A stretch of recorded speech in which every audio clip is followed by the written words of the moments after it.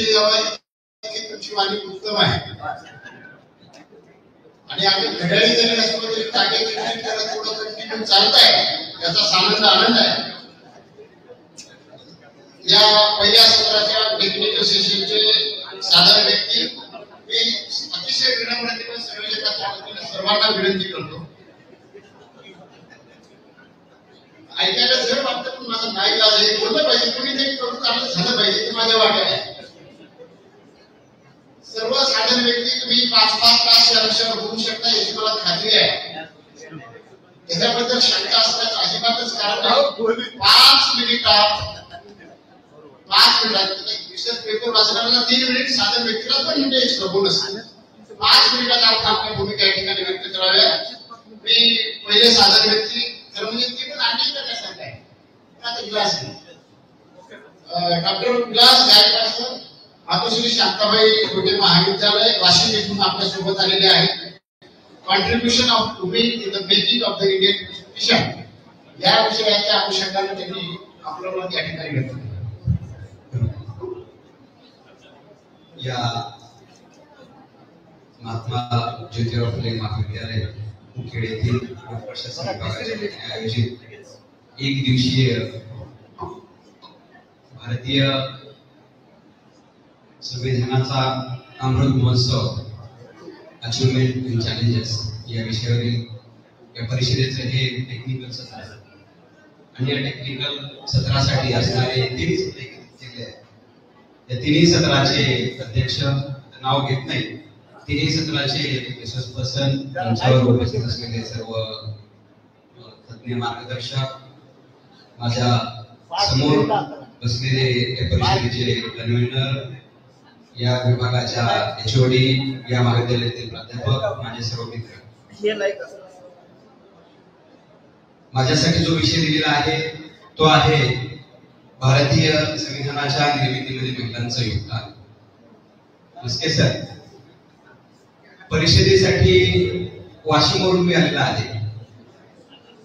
पहाटे 5 वाजता मी तिथून निघालेलो आहे.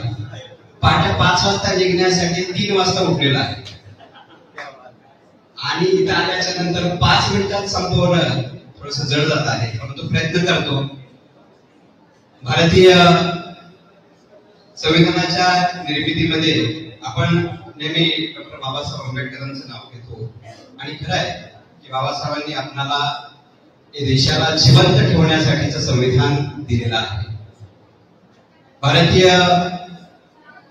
संविधानाची अंमलबजावणी 26 जानेवारी 1950 रोजीपासून सुरू झाली. हे भारतीय संविधानाचा अमृत महोत्सव वर्ष म्हणून आपण साजरा करतो.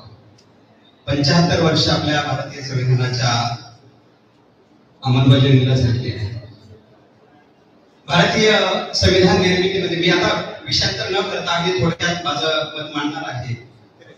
कदाचित या सभागृहातील जे विद्यार्थी आपल्यासमोर बसलेले त्यांना माहित नसेल की भारतीय संविधान निर्माण करत असताना त्या संविधान सभेमध्ये महिला सुद्धा होत्या आणि त्या महिलांचं योगदान भारतीय संविधानाच्या निर्मितीमध्ये आहे. त्या महिला कोणकोणत्या होत्या अगदी थोडक्यात मी आपल्याला सांगेन, जास्त थोडा जाणार नाही. पहा, सर्वप्रथम भारतीय संविधानाची ही जी काही वाटचाल आहे 75 वर्षाची, आपण सर्वजण याची डोळा पाहत आहोत. आपल्या उद्घाटनीय सत्राचे अध्यक्ष यांनी अतिशय सुंदर असं अध्यक्षीय भाषण केलं. भारतीय संविधानाचं अचिव्हमेंट काय आहे आणि आपल्यासमोर चॅलेंजेस काय आहेत. खरं तर एकंदरीत या कॉन्फरन्सचं, या परिषदेचं सार मला त्या भाषणामधून दिसून आलं. अशा व्यक्तींचं मार्गदर्शन आपल्याला नेहमी असणं अत्यंत गरजेचं आहे. परंपरागत काळापासून चालत आलेला एक विशिष्ट असा कायदा होता. त्या कायद्याला छेद देत, तडा देत भारतीय संविधान निर्माण केलं आणि आज आपण असं म्हणतो की समाज जिवंत ठेवण्यासाठी अनन्यसाधारण असं क्षमता असलेलं भारतीय संविधान अस्तित्वात आलं. या संविधानामध्ये महात्मा फुलेंचा उदारमतवाद असेल, त्याचबरोबर शाहूंचा समानतेचा आग्रह असेल, महात्मा गांधींचं अहिंसा धोरण असेल आणि सर्वात महत्वाचं डॉक्टर बाबासाहेब आंबेडकर यांची वैचारिक मांडणी असेल, व्यवस्थेविरुद्धची चीड असेल, मानवमुक्तीचा ध्यास असेल, या सबंध बाबींचा समावेश या संविधानामध्ये झालेला आहे. भारतीय संविधान सभेमध्ये आपण सर्वजण भारतीय संविधानाची निर्मिती प्रक्रिया शिकवतो आणि संविधान सभेमध्ये 389 सदस्य होते. या 389 सदस्यापैकी 15 महिला या अशा होत्या की भारतीय संविधानामध्ये कोणत्या ना कोणत्या त्यांच्या चर्चेमध्ये सहभाग घेतला आणि बदल सुचवला त्यांनी. तर त्यातील पहिल्या 15 महिला ज्या होत्या त्या पहिल्या महिला कोण होत्या त्या दुर्गाबाई देशमुख, रेणुका रे, हंसाबेन मेहता, दक्षिणानी वेलुईकर, बेगम अजाज रसूल, पूर्णिमा बॅनर्जी, राजकुमारी अमृत कौर, अम्मू स्वामीनाथन, लीला रॉय, सरोजिनी नायडू, मालती चौधरी, डॉक्टर विजयालक्ष्मी पंडित, सुचिता कृपलानी, एनी मास्कारे आणि कमला चौधरी या 15 महिला भारतीय संविधान सभेत.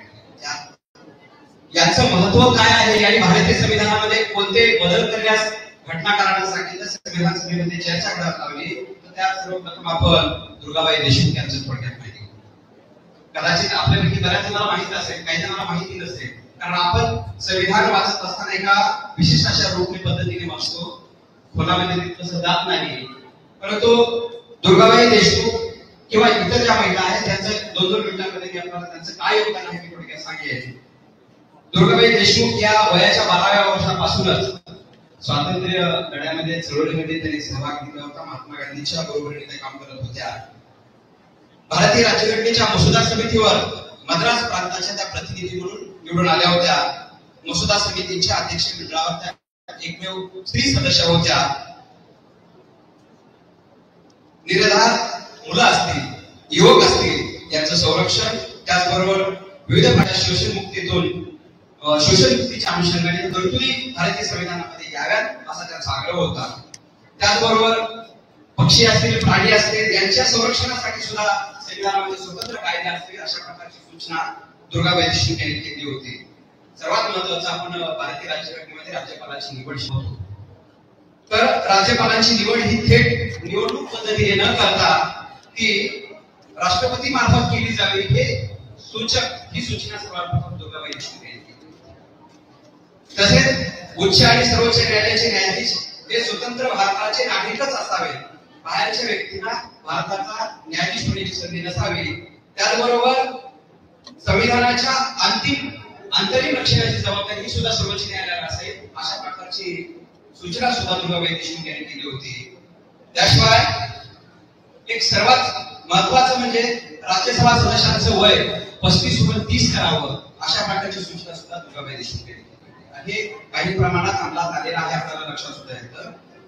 त्यांचं स्पष्ट मत होतं की बुद्धिमत्ता ही वयावर अवलंबून नसते. सरांनी दाखवलेलं बुद्धिमत्ता ही वयावर अवलंबून नसते. त्यामुळे स्त्रियांना सुद्धा संपत्ती राजकारणामध्ये समान वाटा मिळाला पाहिजे असं दुर्गाबाई देशमुख यांचं स्पष्ट मत होतं. राष्ट्रभाषेच्या बाबतीत सुद्धा त्यांचा सकारात्मक दृष्टिकोन होता.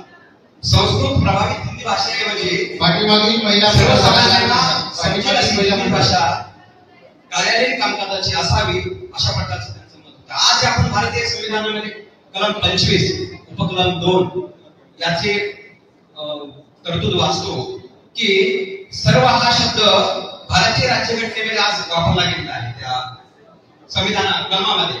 तर त्याच्यामध्ये सुरुवातीला कोणत्याही असा शब्द होता, तर दुर्गाबाई देशमुख यांनी सूचना केली आणि सर्व हा शब्द भारतीय संविधानाच्या कलम 2 मध्ये वापरला गेला. त्याचा अर्थ असा होतो का सर्व समूहातील किंवा वर्गातील व्यक्तींना सार्वजनिक धार्मिक स्थळे यामध्ये मुक्त प्रवेश मिळेल. पूर्वी सर्व या शब्दाच्या कोणताही हा शब्द होता. म्हणजे किती मोठी आणि महत्वाची भूमिका, किती मोठे योगदान दुर्गाबाई देशमुख यांनी केलं. त्यानंतर दुसरं नाव आहे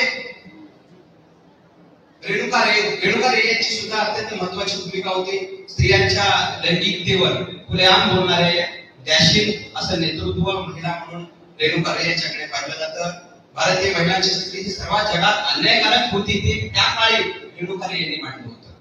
आणि सर्वात महत्वाचं त्यांनी दुहेरी नागरिकत्वाला विरोध केला. दुहेरी नागरिकत्वाला विरोध करून एकल नागरिकत्व पद्धत स्वीकारावी अशा प्रकारची सूचना रेणुका रे यांनी केली. त्याच्यानंतर दुसरा, त्याचबरोबर चीनने शिक्षणावर विशिष्ट अशी अर्थसंकल्पामध्ये तरतूद करण्याची सुरुवात चीनने केली होती त्या काळात. आणि रेणुका रे यांनी सुद्धा भारतामध्ये असा आग्रह धरला होता की शिक्षणावर सुद्धा भारतीय बजेटमध्ये विशिष्ट अशी तरतूद करावी अशा प्रकारचा आग्रह त्या काळामध्ये रेणुका रे यांनी केली. म्हणजे यांचं भूमिका सुद्धा किंवा यांचं योगदान सुद्धा अत्यंत महत्वाचं. तिसरं नाव आहे हंसाबेन मेहता. हंसाबेन मेहता यांचं योगदान सुद्धा अत्यंत महत्वाचं आहे. पहा, समान नागरिक कायद्याच्या अनुषंगाने सर्वात प्रथम त्यांनी भारतीय संविधान सभेमध्ये आपला मुद्दा लावून धरला होता. मूलभूत अधिकार समितीने तो सुद्धा मान्य सुद्धा केला होता. परंतु काही त्यांच्या विरोधामुळे समान नागरिक कायदा त्या काळात लागू झाला नाही, त्या संविधानामध्ये आला नाही. स्त्री पुरुष समानतेवर त्यांनी खूप मोठ्या प्रमाणात भर दिला होता. भारतीय राज्यघटनेतील कलम 1 यामध्ये बदल करण्यासाठी सर्वात महत्वाची सूचना हंसाबेन मेहता यांनी केली होती. भारतीय राज्यघटनेच्या कलम 1 मध्ये काय होते तरतूद? All men are born free and equal अशा प्रकारची तरतूद होती. परंतु हंसाबेन मेहता यांनी all human being are born free and equal म्हणजे ऑल मेन्स अशा प्रकारची सूचना करण्यासाठी हंसाबेन मेहता यांनी संविधान सभेमध्ये मत मांडलं आणि ते मान्य झाले. आणि आज आपण म्हणतो की सर्व पुरुषांना जन्मतः स्वातंत्र्य, समानतेचा अधिकार, याशिवाय सर्व व्यक्तींना जन्मतः स्वातंत्र्य आणि समानतेचा अधिकार आहे अशा प्रकारची तरतूद त्यामध्ये. त्यानंतर आहे दक्षी आणि वेळुयुधन या एकमेव दलित महिला संविधान सभेमध्ये होत्या. आणि या वेळुयुधन यांनी हिंदू कोड बिलाचं मोठ्या प्रमाणात समर्थन सुद्धा केलं होतं. संपवतं 2 मिनिटात, कारण या 2-3 महिन्यांचं चांगलं काम आहे, त्यामुळे सर्वांना थोडक्यात माहिती होणं आवश्यक आहे. आपण डॉक्टर बाबासाहेब आंबेडकरांनी असं सांगितलं होतं की भारतीय संविधान कितीही चांगलं असलं तरी जोपर्यंत त्याची अंमलबजावणी चांगल्या पद्धतीने करणारे चांगल्या पद्धतीने करत नाही तोपर्यंत संविधान यशस्वी होत नाही असं त्यांचं मत होतं. त्यांच्याच विचाराचा प्रभाव दक्षी आणि वेळुयुधन यांच्यावर होता.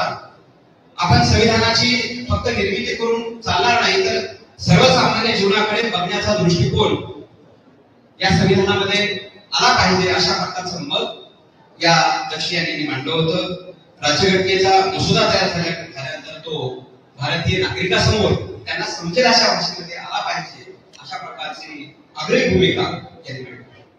5 नंबरच्या महिला आहेत. अत्यंत महत्वाची भूमिका सुद्धा यांनी भारतीय संविधानाच्या सभेमध्ये चर्चा करत असताना मांडली होती. त्या म्हणजे बेगम आजाद रसूल या एकमेव मुस्लिम महिला संविधान सभेमध्ये. संसदेत ज्यावेळी एखादं विधेयक मंजूर होईल आणि मान्यतेसाठी राष्ट्रपतीकडे जाईल, राष्ट्रपतीकडे गेल्यानंतर त्याला तो विवेकाधिकार प्राप्त होतो की ते रद्द करायचं की काय करायचं.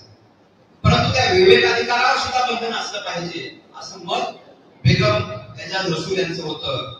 आणि त्यांनी जी संविधान सभेला सूचना केली ती संविधान सभेने सूचना मान्य केली. आणि सूचना मान्य केल्याच्या नंतर त्यामध्ये असा बदल करण्यात आला की एखादं विधेयक राष्ट्रपतीकडे पाठवल्यानंतर राष्ट्रपती त्याच्यामध्ये बदल करायचा की नाही.